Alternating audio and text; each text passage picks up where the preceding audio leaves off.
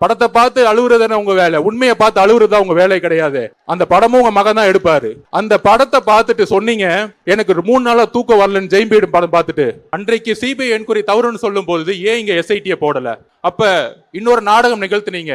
அந்த இழப்பு ஏற்பட்ட அந்த அம்மா கிட்ட சாரிமான்னு சொன்னீங்க.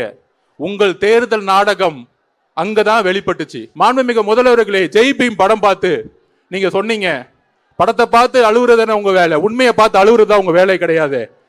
அந்த படமும் உங்க மகன் தான் எடுப்பாரு. அந்த படத்தை பார்த்துட்டு சொன்னீங்க எனக்கு 3 நாளா தூக்கம் வரலன்னு ஜெயிம்பீடு படம் பார்த்துட்டு.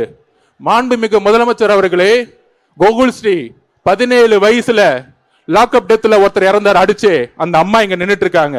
அந்த அம்மாவுக்கு யார் பதில் சொல்லுவா? 17 வயசு சிறுவன் கொல்லப்பட்டிருக்கார். அதுக்கு நீங்க உடனே ஒரு நபர் கமிஷன் போட்டீங்க. யார போட்டிருக்கீங்க?